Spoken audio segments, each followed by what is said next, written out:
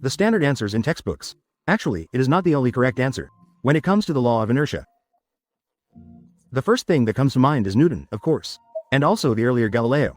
In fact, as early as the 11th century, the Arab scholar Ibn al-Rawandi had already proposed the embryonic idea of inertia. He is also in human history the earliest discoverer of the law of inertia. At this time, it was nearly 500 years before Newton proposed the law of inertia. There was still nearly 500 years. First, in the 11th century, the Arab scholar Ibn al-Rawandi proposed the embryonic idea of inertia. Later, in the 14th century, Italian scholar Bruno discovered the law of inertia, but due to religious influence, he did not continue to explore further.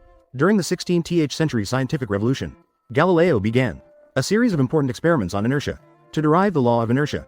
In the 17th century, Descartes also theoretically explored the reasons for inertia, proposed the law of inertia. Until 1687, Newton in the mathematical principles of natural philosophy finally systematized the exposition of this law of inertia, proposed the first law of motion. Later, scientists like Euler in the 18th century further developed, supplement and improved. Mach in the 19th century established the concept of inertial reference frames. Until the early 20th century, Einstein's general theory of relativity reinterpreted inertia. So to be precise, the development of the law of inertia is a long historical process. Atikose 101, Max 5, and the joint academic achievement of scientists. If simply attributed to Newton's contribution alone, then it would go against the spirit of science. Of course, the purpose of our discussion today is not the spirit of science. Here we will not delve further, but to introduce to everyone this first discoverer. The Arab scholar of inertia, Ibn Sina. Ibn Rushd was known to Europeans as Averroes. Europeans preferred to call him Averroes. Latin, Avern in Latin, Averroes. Averroes was born in what was then Córdoba, which is present-day Spain. NY. He grew up in a family of judges. His father and grandfather were both chief judges of the Almoravid dynasty.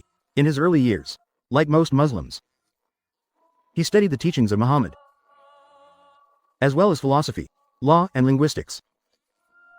Later, he went to Seville to study medicine, where he was introduced to other scholars, and met the then Almohad Caliph Abu Yaqub Yusuf.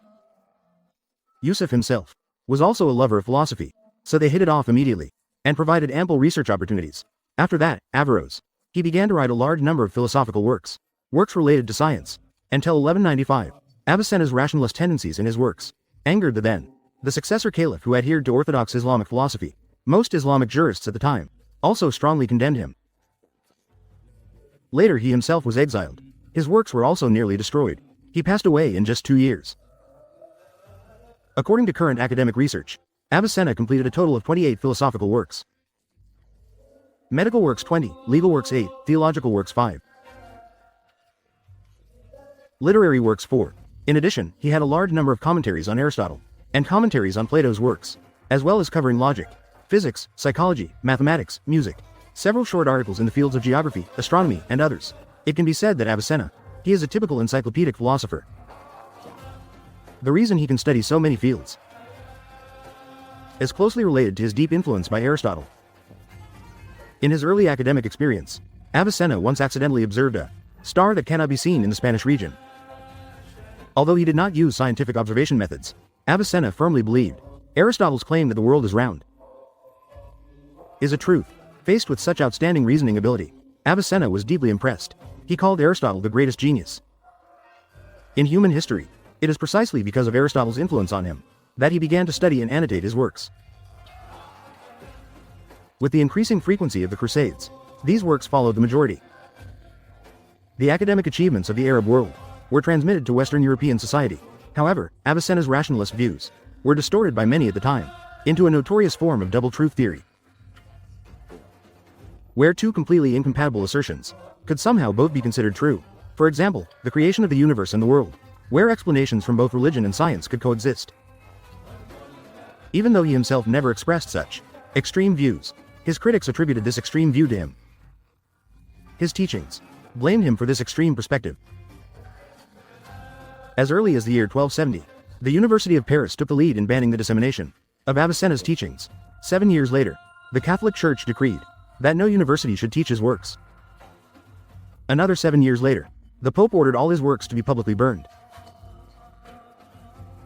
Between the 13th and 14th centuries thereafter, Avicenna's academic ideas in European society suffered nearly 100 years of suppression.